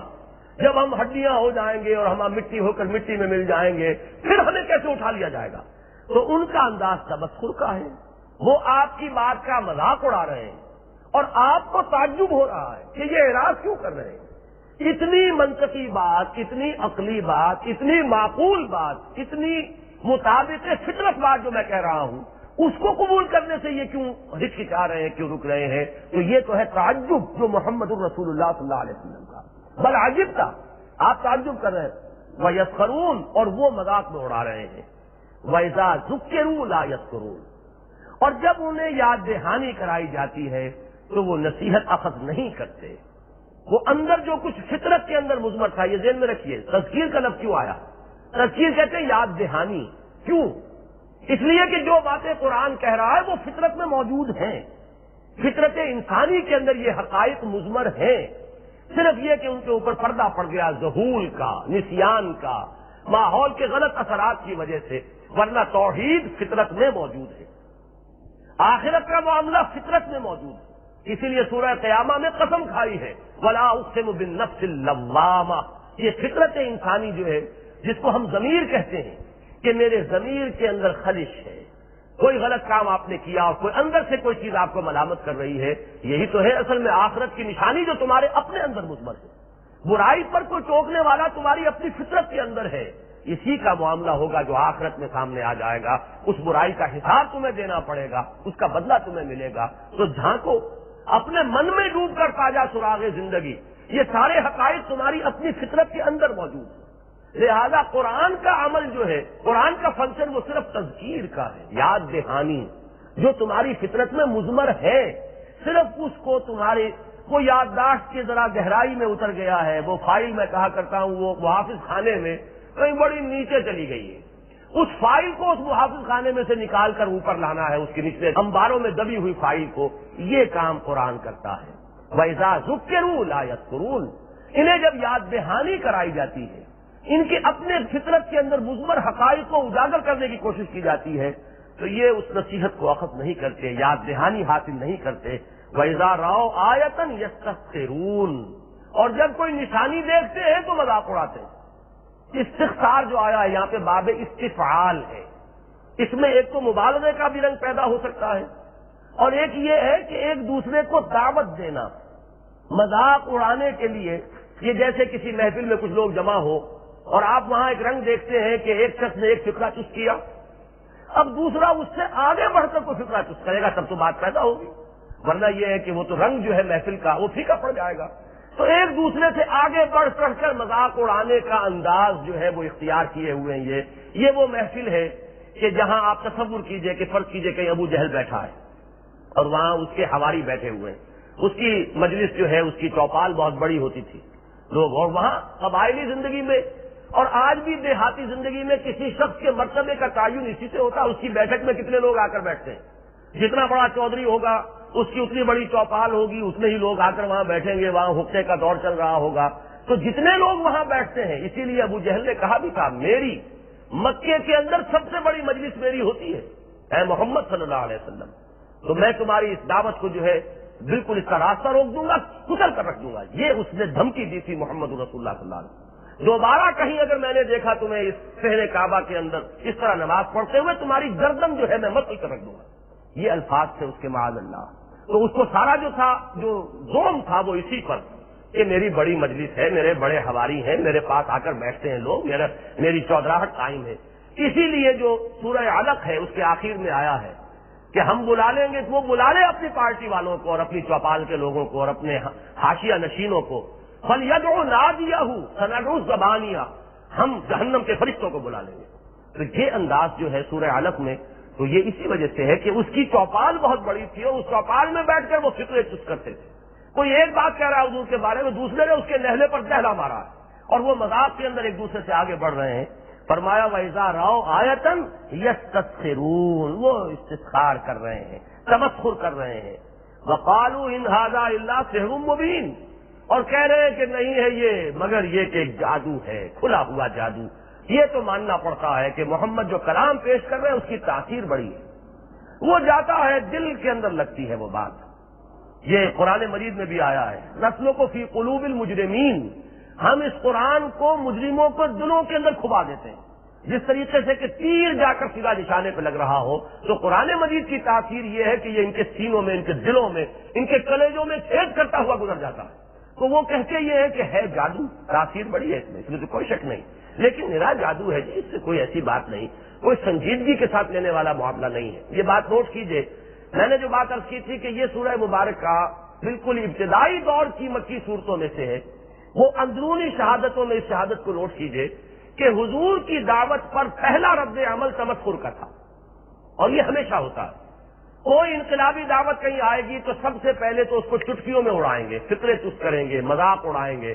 یہ جو چٹکیوں میں اڑانے والی بات ہوتی ہے، یہ پہلی کوشش ہوتی ہے جو بھی غلط نظام قائم ہے اس کی طرف سے پہلی ریٹیلیشن، پہلا رد عمل جو ہوتا ہے وہ تمسخر اور مذاق اور استہزاء اور ٹھٹھوں میں اڑا دینا، چٹکیوں میں اڑانا بہترین محاورہ ہوگا۔ جب وہ دیکھتے ہیں کہ نہیں بات نہیں بن رہی ہے، تو جنگل کی آگ کی طرح بات پھیل رہی ہے، ہمارے نوجوان ان کے زیر اثر آ رہے ہیں، اور ہمارے غلام جو ہیں ان کے اندر بھی یہ دعوت جو ہے آگ کی طرح پھیل رہی ہے، تو پھر وہ چونکتے ہیں۔ نظام کہنا کے پاس مانو یہ معرض انقلاب میں ہے، جسے ہم نے سمجھا تھا صرف ایک مجھ سے غبار، یہ تو ایک بڑی آندھی بن گئی۔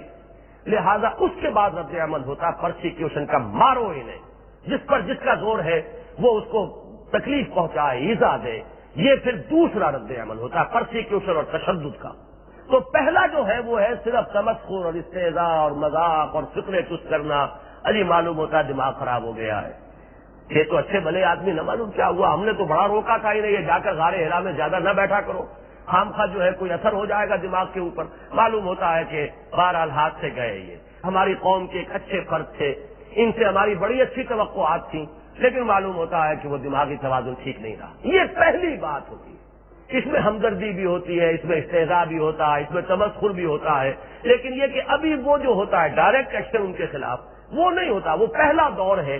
لہذا یہاں آپ دیکھیں گے کہ سارا ذکر جو ہے وہ استہزاء اور تمسخر کا ہو رہا، کسی بھی ایذا کا۔ سورہ عنکبوت کا آغاز جو ہوتا ہے وہ ہے صرف وہ اس ایذا کا انداز، اور اہل ایمان کو جو تکلیفیں پہنچائی جا رہی تھیں اس کا ذکر، وہ ہے وہ متوسط دور، وہ سن 5، 6، 7، 8 یہ دور ہے کہ جس میں شدید پرسیکیوشن ہوا ہے، تشدد ہوا ہے، ایذائیں پہنچائی گئی ہیں، تکلیفیں دی گئی ہیں، حضور کا بھی وہ سوشل بائیکاٹ ہوا ہے 3 سال کا، وہ دور وہ ہے۔ یہ دور ابھی مذاق میں چٹکیوں میں اڑانے والی بات جو ہے وہ ہو رہی ہے۔ وَقَالُوا إِنْ هَذَا إِلَّا سِحْرٌ مُبِينٌ أَإِذَا مِتْنَا وَكُنَّا تُرَابًا وَعِظَامًا أَإِنَّا لَمَبْعُوثُونَ، کیا جبکہ ہم مر جائیں گے اور ہم مٹی اور ہڈیاں ہو کر رہ جائیں گے، یعنی جو ہمارے جسم کے یہ نرم گوشت کا حصہ ہے وہ تو مٹی ہو جائے گا، گل جائے گا، ہڈیوں کا ایک ڈھانچہ کچھ عرصے کے لیے پڑا رہ جائے گا۔ أَإِذَا مِتْنَا وَكُنَّا تُرَابًا وَعِظَامًا أَإِنَّا لَمَبْعُوثُونَ، تو کیا ہمیں پھر اٹھا لیا جائے گا؟ آباؤنا الاولون، اجی ہماری بات ہی نہیں، وہ تو کہتے ہیں وہ پچھلے آباء و اجداد بھی اٹھا لیے جائیں گے۔ ذرا سوچئے تو صحیح، کہاں کی بات کر رہے ہیں، کچھ دور کی کوڑی لا رہے ہیں۔ ہماری ہی بات ہوتی تو چلیے ہم مان لیتے ہیں، وہ تو کہتے ہیں تمہارے آباء و اجداد جن کا وجود بھی کہیں نہیں رہا، اب آباؤنا الاولون۔ اب چونکہ یہاں سارا انداز جو ہے وہ استہزاء کا ہے، بات سمجھنا تو ان کے پیش نظر نہیں، لہذا جواب میں بھی سمجھانے کا انداز نہیں، ڈانٹ کا انداز ہے۔ قل نعم، اے نبی ان سے کہیے ہاں یہ ہو کر رہے گا، وانتم داخرون، اور تم انتہائی ذلیل اور رسوا ہو کر رہو گے۔ یہ جو زجر ہے، یہ جو ملامت ہے، یہ جو ڈانٹ کا انداز ہے، یہ جو دوسری آیت تھی فَالزَّاجِرَاتِ زَجْرًا، یہ در حقیقت اس کا عکس ہے جو آپ یہاں دیکھ رہے ہیں۔ قل نعم وانتم داخرون فإنما هي زجرة واحدة فإذا هم ينظرون، یہ ایک ہی ڈانٹ ہوگی، ایک ہی چیخ اور ایک ہی صیحہ ہوگا۔ یہ ہم دیکھ چکے ہیں سورہ یاسین میں لفظ صیحہ آیا ہے بار بار، اس صورت میں لفظ زجرہ آ رہا ہے بار بار۔ یہ میں نے عرض کیا تھا پچھلی مرتبہ، ہر صورت کا ایک خاص اسلوب ہوتا ہے، اور وہ انداز جو ہے اس صورت میں آپ کو بار بار ملے گا تکرار اور اعادہ کے ساتھ۔ فإنما هي زجرة واحدة، سورہ نازعات میں بھی آپ دیکھیں گے یہی الفاظ آئے، فإنما هي زجرة واحدة فإذا هم بالساهرة، تو اچانک وہ موجود ہوں گے کھلے میدان میں، چٹیل میدان میں۔ یہاں پر اس کا نقشہ کھینچا گیا فإذا هم ينظرون، تو دیکھتے ہوں گے۔ اب اس ینظرون میں ایک دہشت، ایک خوف کی کیفیت جو ہے، جو انداز ہے اذا ہم، اچانک، اچانک دیکھیں گے کھڑے ہوئے ہیں ہم کہاں آ گئے.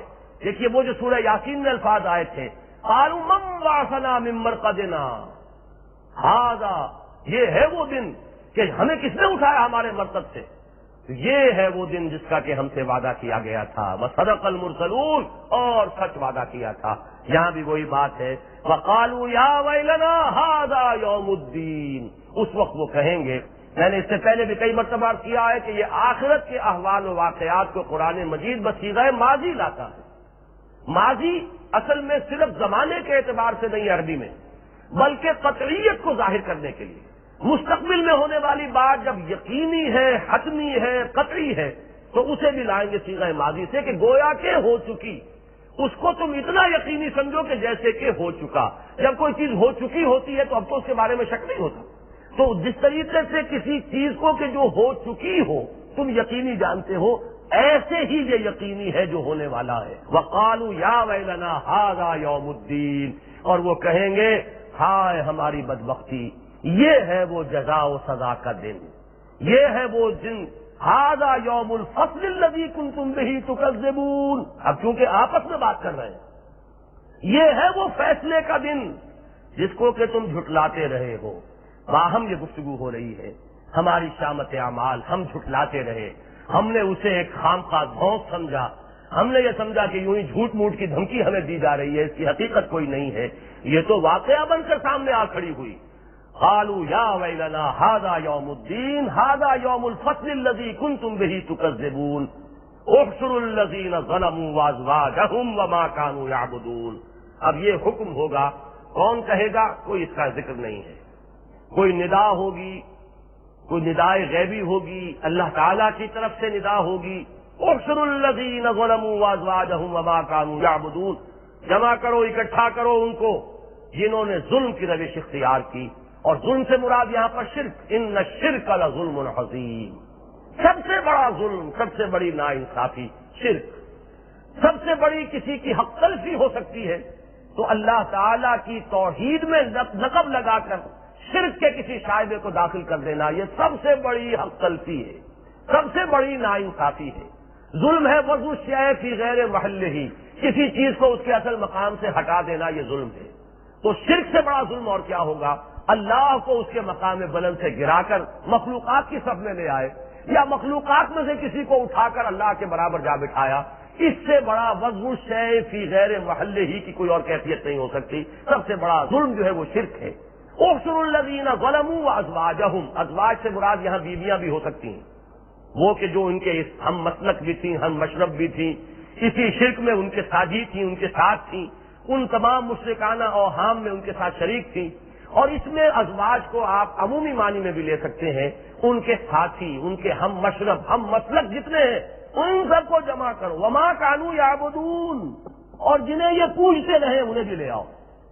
یہ میں نے پچھلے درس میں واضح کر دیا تھا کہ سورہ یاسین کی جو آیت تھی وَهُمْ لَهُمْ جُنْدٌ مُحْضَرُونَ، اس کے ضمن میں کہ وہ مشکلات القرآن میں سے ہے وہ آیت کہ جو لوگ جو بھی پوجے جاتی رہی ہیں، جو ہستیاں اس دنیا میں، ان کی ایک تو اپنی حقیقت ہے. مثلا اگر حضرت مسیح کی مورتی کو پوجا جا رہا ہے تو حضرت مسیح اللہ کے بندے ہیں، برگزیدہ بندے ہیں، نبی ہیں، رسول ہیں وہ. لیکن ایک یہ مورتیاں ہیں کہ جن کو پوجا جا رہا ہے، ان کو جمع کر کے جہنم میں جھونکا جائے گا تاکہ ان لوگوں کو جو ان کے پوجنے والے تھے ان کی حسرت میں اضافہ ہو. یہ جنہیں ہم دنڈوت کرتے رہے، یہ جنہیں ہم پوجتے رہے، جن کو چومتے رہے، چاٹتے رہے، جن کو دھو دھو کر ان کا پانی پیتے رہے تبرک سمجھ کر، یہ آج ہمارے ساتھ اسی آگ کے اندر جھونک دیے گئے ہیں. جیسے کہ سورہ بقرہ کے آغاز میں فرمایا گیا فاتقوا النار التي وقودها الناس والحجارہ، تو ڈرو اس آگ سے جس کا ایندھن بنیں گے انسان اور پتھر. تو یہاں معبود، اگرچہ معبود ملائکہ ہیں لیکن وہ تو نہیں ہے معبود، وہ تو انہوں نے اپنے تصور کے مطابق ان کی تصویریں بنائی ہوئی. ان کو لے آؤ، جمع کر لو یہاں پر. اور یہ جن کو بھی انہوں نے وہ بنا رکھا ہے کہ جن کو پوجتے ہیں تو ان کو ذرا ان کے ساتھ ہی جمع کر دو. احشروا الذین ظلموا وازواجہم وما کانوا یعبدون من دون اللہ، اللہ کے سوا جن کو پوجتے رہے. فاہدوہم الی صراط الجحیم. اب ہدایت ابتدائی معنی اس کے راستہ دکھانا، رہنمائی کرنا. بامحاورہ ترجمہ یہ بھی صحیح ہے، ذرا راستہ دکھاؤ اب جہنم کا، یہ بامحاورہ ہو جائے گا. بلکہ اس میں ایک ایک تعریض کا رنگ ہے، طنز کا انداز ہے. اب ان کو راستہ دکھاؤ جہنم کا. اور ہدایت کا ایک تکمیلی مرتبہ ہے پہنچا دینا، وصول الی المقصود، یہ بھی ہدایت کی ایک آخری منزل ہے. تو اس اعتبار سے ترجمہ ہوگا انہیں پہنچاؤ اب جہنم میں. فاہدوہم الی صراط الجحیم وقفوہم، اور ذرا ٹھہراؤ انہیں، ذرا روکو. انہم مسئولون، ان سے ذرا کچھ سوال بھی ہونا ہے، ان سے کچھ پوچھ گچھ ہوگی. وہ پوچھ گچھ کیا ہے؟ ما لکم لا تناصرون، تمہیں کیا ہو گیا ہے آج ایک دوسرے کی مدد نہیں کر رہے؟ تناصر باب تفاعل، نصرت باہم ایک دوسرے کی کرنا. تفاعل میں چونکہ مشارکت بھی ہوتی ہے، جیسے مفاعلہ میں ہے اسی طرح تفاعل میں بھی ہے. کیا وجہ ہے تم مدد نہیں کر رہے؟ دنیا میں تو تم ایک دوسرے کے بڑا سہارا بنے ہوئے تھے. کوئی حبل کو پوج رہا تھا اور اس کا نعرہ لگا رہا تھا، اور کوئی کسی اور کا نعرہ لگا رہا تھا، کوئی کسی کا پجاری تھا، کوئی کسی اور. یہ آپس میں بڑا ان کا گٹھ جوڑ ہوتا ہے. شرک کا جو دو دنیا میں شرک کے بڑے بڑے نظام رہے ہیں، ایک سیاسی شرک اور ایک مذہبی شرک. سیاسی شرک جو ہے وہ ڈیوائن رائٹس آف کنگ، بادشاہ، ان کی حکومت ہے، اختیار ہے ان کے ہاتھ میں، جو چاہیں حکم دیں. ریت کا کام ہے حکم ماننا. یہ بھی سب سے بڑا شرک. ان الحکم الا للہ کی خلاف ورزی، اللہ کے سوا حکم کسی کا نہیں. سرمری زیبا فقط اس ذات بے ہمتا کو ہے، حکمراں ہے ایک وہی، باقی بتانے آدمی. اور دوسرا شرک یہ استھان بنا کر کچھ ہوشیار لوگ بیٹھتے ہیں اور وہ ان کے نام پر خود چوستے ہیں پسینہ لوگوں کا، اور ان کا خون چوستے ہیں. ایکسپلائٹیشن کی یہ دو شکلیں ہیں. ادھر سے لگام چل رہا ہے اور بادشاہ کے دربار میں اس کے ٹیکسز چل رہے ہیں، ادھر سے نذرانے چل رہے ہیں. یہ دو ہیں طریقے کے جن سے انسانوں کے گاہے پسینے کی کمائی جو ہے وہ کچھ ہوشیار اور چالاک لوگ جو ہیں وہ چوستے رہے ہیں اور وہ ان کو ہضم کرتے رہے ہیں، اور آپس میں ان کا گٹھ جوڑ ہوتا ہے.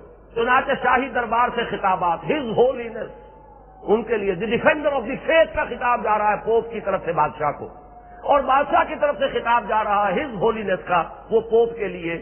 یہ ایک دوسرے کے ہاتھ میں ہاتھ ڈالے ہوئے، ایک دوسرے سے تعاون کرتے ہوئے، ایک دوسرے کی مدد کرتے ہوئے انسانوں کے اوپر اپنی خدائی جو ہے اس کے تخت جما کر بیٹھے ہوتے ہیں. تو یہ تمہارا بڑا گٹھ جوڑ تھا دنیا میں. ما لکم لا تناصرون، یہ آج کیوں مدد نہیں کر رہے کہ ایک دوسرے کی؟ ہے کسی میں دم تو ذرا روکے کہ یہ تو بڑے اعلیٰ حضرت تھے دنیا میں، ان کو کہاں لے جایا جا رہا ہے جہنم کی طرف؟ ذرا ان کے مرید ہوں تو ذرا ان کو روکے تو صحیح. اب کوئی ہے کہ جو آڑے آ سکے؟ اور یہ جو ہے ذل سبحانی، یہ بادشاہ جو ہیں یہ تو ذل سبحانی تھے، یہ آج کہاں جہنم کی طرف لے جائے جا رہے ہیں؟ جو ان کے نعرے لگانے والے تھے اور جو ان کے لیے قصیدے پڑھنے والے تھے وہ کہاں گئے آج؟ کیوں مدد نہیں کر رہے؟ قفوہم انہم مسئولون، ذرا روکو، ٹھہراؤ ان کو، ان سے کچھ پوچھ گچھ ہوگی. ما لکم لا تناصرون، تمہیں کیا ہو گیا؟ تم کیوں نہیں ایک دوسرے کی مدد کرتے؟ بل ہم الیوم مستسلمون، آج تو یہ بڑے فرما بردار، گردن جھکائے ہوئے، سر تسلیم خم کیے ہوئے، اور بالکل ہمارے اشاروں کے اوپر جو ہے حرکت کر رہے ہیں. یہ کس سے؟ اب دیکھیے، یہ ایک بات تو ہو رہی ہے، یہ قرآن مجید کا انداز میں نے کئی مرتبہ کیا ہے کہ خطبے کا ہے. خطیب کبھی تو خطاب کرتا ہے دائیں طرف، کبھی کرتا ہے بائیں طرف. پھر خطیب کبھی تو جو موجود ہوتے ہیں ان سے گفتگو کرتا ہے، کبھی جو موجود نہیں ہوتے ان سے گفتگو کرتا ہے. دربار ہے، درباری بھی بیٹھے ہوئے، مجرم بھی سامنے کھڑے ہوئے ہیں. تو ایک وقت میں تو مجرموں سے بات ہو رہی ہے، اور ایک وقت میں وہ خطاب کا رخ جو ہے مجرموں کی بجائے اب درباریوں کی طرف چلا گیا ہے. ملا اعلیٰ کے وہ محفل میں جو بیٹھے ہوئے ہیں، اللہ تعالیٰ ان سے کہہ رہے ہیں. پہلی بات تو ان سے کئی مجرموں سے، ما لکم لا تناصرون، کیا ہو گیا آج تمہیں، کیوں نہیں ایک دوسرے کی مدد کر رہے؟ دوسری بات جو ہے اب وہ کہی جا رہی ہے، وہ جو درباری ہیں اس دربار اعلیٰ، اس ملا اعلیٰ کے، بل ہم الیوم مستسلمون، آج تو یہ بڑے ہی فرما بردار بنے ہوئے. ادھر ان کو کہا جاتا ہے مڑ جاؤ تو فوراً مڑ جاتے ہیں، ادھر کہا جاتا ہے کہ چلو تو وہ ادھر چلنے کے لیے تیار ہیں، بلکہ ایک دوسرے کو پکڑوا رہے ہیں. ہم لہم جند محضرون، یہ تو آج تو ایک دوسرے کو پکڑوا رہے ہیں، جو کل جو ہے وہ ایک دوسرے کے جھنڈے اٹھانے والے تھے. وَأَقْبَلَ بَعْضُهُمْ عَلَىٰ بَعْضٍ يَتَسَاءَلُونَ، اور ان میں سے بعض کی طرف رخ کریں گے اور سوال کریں گے. باہم تساؤل، یتساءلون، ایک دوسرے سے سوال کریں گے. عَمَّا يَتَسَاءَلُونَ عَنِ النَّبَإِ الْعَظِيمِ، یہ وہی لفظ ہے. کس چیز کے بارے میں یہ ایک گفت و شنید ہو رہی ہے، کہنے گوئی ہو رہی ہے؟ وہ سوال کریں گے قالوا انکم کنتم تاتوننا عن الیمین. وہ یہ کہیں گے، دیکھیے ذہن میں رکھیے، یہ مضمون قرآن مجید میں کئی جگہ آیا ہے. کہ مشرکین اور کفار ایک تو ان کے لیڈر لوگ ہوتے ہیں، وہ لیڈر ہوتے ہیں جو غلط راستے پر قوم کو لے کر چلتے ہیں، وہ انہیں غلط پٹیاں پڑھاتے ہیں۔ صحیح بات اگر انہیں عوام کو کوئی سمجھانے والا آ جائے تو یہی لیڈر لوگ ہوتے ہیں جو طرح طرح کا پروپیگنڈا کر کے اس کے خلاف تو ان کو روکتے ہیں کہ کہیں ان کی بات میں نہ آ جانا، یہ تمہارے اوپر اپنی حکمرانی قائم کرنا چاہتا ہے، یہ تمہارے آباء و اجداد سے تمہارا تعلق توڑنا چاہتا ہے، یہ تمہاری قومی روایات جو ہیں ان کو غلط کہہ رہا ہے، ان کی تمام عصبیتوں کو بھڑکائیں گے کہ کسی طریقے سے ان کی آنکھ نہ کھل جائے۔ جیسے وہ علامہ اقبال نے کہا کہ خواب سے بیدار ہوتا ہے ذرا محکوم مگر، پھر سلا دیتی ہے اس کو حکمراں کی ساحری، یہ جاگنے نہ پائیں ہوش میں نہ آ جائیں، کہیں حقیقت چشم آئین سے مسلمان کی آنکھ سے یہ محمد کا آئین جو ہے یہ مخفی ہی رہے تو اچھا ہے، کہیں حقیقت نہ کھل جائے۔ لگائے رکھو انہیں کوئی 11ویں اور 12ویں میں اور کہیں جلوسوں میں اور جلسوں میں، مست رکھو ذکر و فکر صبح گاہی میں اسے۔ وہ 12ویں تو 12 اماموں کی ہے، وہ چلتی رہتی ہے، ہر وقت چلتی رہتی ہے، ہر مہینے میں کہیں نہ کہیں کوئی نہ کوئی سلسلہ اس کا ہے، اور 11ویں جو ہے وہ آپ کو معلوم ہے، اس میں لگائے رکھو، مست رکھو ذکر و فکر صبح گاہی میں اسے، اور پختہ کر دو مزاج خانقاہی میں اسے۔ ان چیزوں میں مجھ کو مصروف رکھو کہ کہیں آنکھ نہ کھل پائے۔ خواب سے بیدار ہوتا ہے ذرا محکوم مگر، پھر سلا دیتی ہے اس کو حکمراں کی ساحری۔ تو ایک تو وہ طبقہ ہوتا ہے، ایک ہے عوام جو ان کے پیچھے پیچھے چلتے ہیں۔ اب وہ عوام جا کر ان سے کہیں گے کہ تم نے مروایا ہمیں۔ یہ جو ان کا مکالمہ ہے آپس میں، یہ قرآن مجید میں کئی جگہ آیا ہے۔ وہ کہیں گے لیڈر لوگ کہ نہیں، تم خود تھے غلط کار، ہمیں تمہارے اوپر کوئی اختیار تو حاصل نہیں تھا، تم اگر آئے ہو اس راستے پر تو اس کی ذمہ داری خود تم پر ہے۔ ایک دوسرے سے اعلان برات ہوگا، ایک دوسرے سے بیزاری کا اظہار ہوگا، وہاں اسی کا نقشہ یہاں بھی کھینچا ہے۔ قالوا انکم کنتم تاتوننا عن الیمین، وہ کہیں گے کہ تم ہمارے پاس آیا کرتے تھے، کنتم تاتوننا، اب یہ ہو جائے گا ماضی استمراری، آیا کرتے تھے، آتے رہتے تھے، عن الیمین، داہنی طرف سے۔